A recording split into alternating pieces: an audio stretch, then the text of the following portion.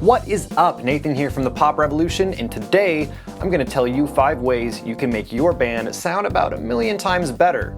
So let's do it.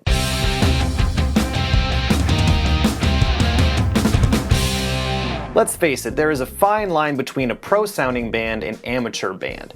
Now there are a lot of factors that come into play, and many of which you just simply don't have control over, like the venue or the sound system or the audio engineer who doesn't even know what EQ is. But there are definitely things you can do, nay, you should do, that will put more control in your own hands to make your band crush it. So number 1. Now I'm gonna guess that some of you are gonna be like, well, duh. But I know for a fact that a lot of people in bands don't do this.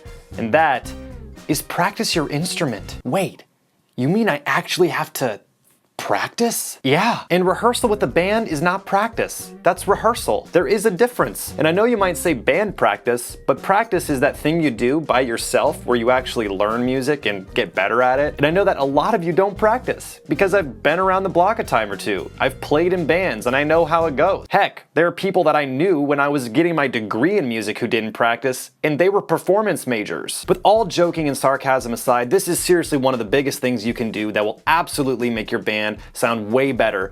And obviously this is something every person in your band has to do. Now this is part of why making a great band is so dang hard, because it is so hard to get a group of 3 to 6 or more people who are equally invested and are willing to put in the time to practice their instrument. And ultimately, each band member's musical ability will make or break the band in rehearsals. If you aren't practicing, then you really shouldn't be wondering why your rehearsals go like crap. It's because you're not practicing. Number 2. Now I know this isn't really a tip per se, it's more of a statement that will kind of be a tip. Less is more. When I watch bands play and every single person in the band is competing to play the most notes, this is how I feel. No!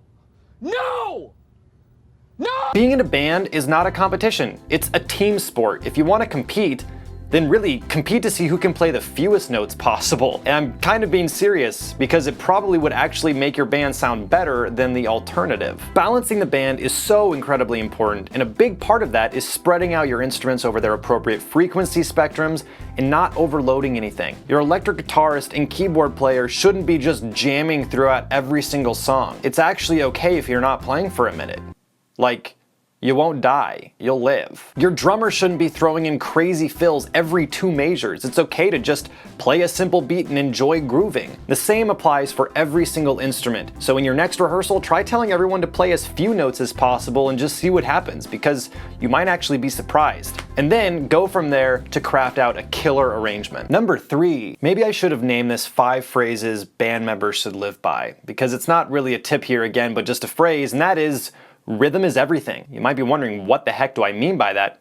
Let me tell you. Now when I say rhythm is everything, I quite literally mean rhythm is everything. When I watch pro bands compared to amateur bands, one of the biggest differences is the sense of rhythm and the way amazing bands lock in and play in the pocket. You can play the wrong notes, but if you do it perfectly in time, chances are your audience will actually perceive them as correct. When we play wrong notes, most of the time it screws up our sense of time, which is what we actually perceive as the error. Rhythm is this internal thing we can feel, and when this is disrupted or not handled well within the band, it makes things sound muddy and messy and just kind of gross. So how can you get better at rhythm? Let's refer back to this first tip I gave. Practice your instrument. Right, practicing is a big way, but more specifically, practicing with a metronome. Whoa, whoa, whoa, whoa, whoa. Before you start crying me a river about practicing with the metronome, you're the one who clicked on this video to see how to make your band better.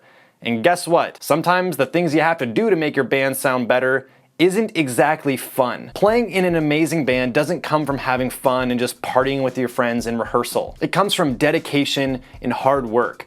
So get a metronome or get a metronome app and get to practicing, and then go a step further and use that metronome in your band rehearsals to seal the deal. And if you have never done this before, it will probably be extremely hard at first, but I promise you, the more you do it, the better your band will be, and it will be noticeable when it comes time to play a gig. Number 4, drums and bass are hands down the most important instruments in your band.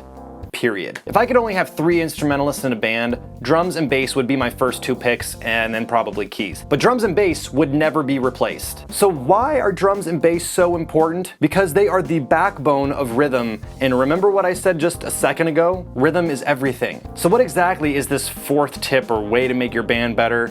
Well, here it is. Drums and bass have got to lock in. Now you might think this is really just the same as the rhythm point, but this goes a lot further than that. It's almost like drums and bass have to be on their own unique planet together throughout each and every song. Now this isn't just about playing correct rhythms, but playing rhythms together. They could play every rhythm 100% accurately and still not lock in properly. Kick drum and bass guitar need to be together, and if the bass is grooving one way and drums is grooving a different way, you're gonna wind up with a muddy sounding rhythm section. Now bass players sometimes have a tendency to think that they are unimportant and they just play low notes or only play one note at a time. But trust me, bass is so important and it is absolutely critical to your band's success that your bass player understands that, takes it to heart, and aims to lock in with the drums. This should be fun to lock in with the drums and it just feels just right, so do it. Finally, number 5. Do you have trouble learning new songs together as a band? Say your keyboard player writes a new song and is trying to teach it to the band. Too many bands only use a chord chart or literally learn by doing the whole,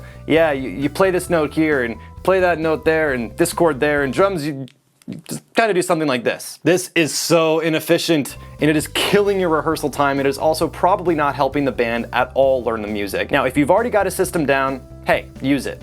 But this last one is about learning new music, and that is Notate your music. Whether you use Finale or Sibelius or even some free software or even pencil and paper, it doesn't matter. But seriously, write out the music for your band. Now, I totally understand that not everyone knows how to read music, but I'm gonna go on a limb here and say this. If you play an instrument, learning how to read music should be a priority. Now, I'm all for reading chord charts and I love using chord charts, but the problem with chord charts is they give no rhythmic cues, don't show how many measures things hold out, don't show you what the melody is doing, and a lot of other issues. It's for this reason that I highly recommend using lead sheets. Lead sheets look like this. It has the main melody and chords and occasionally has instrumental parts written out.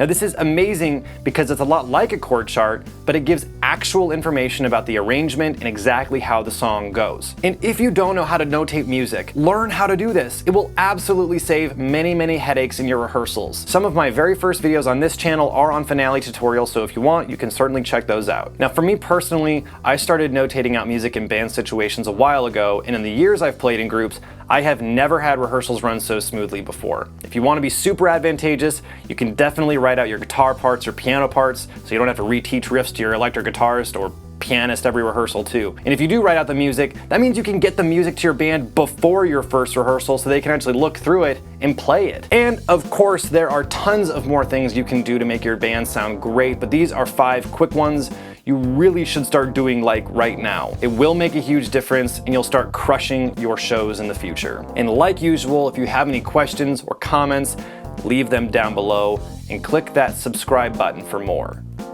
Peace.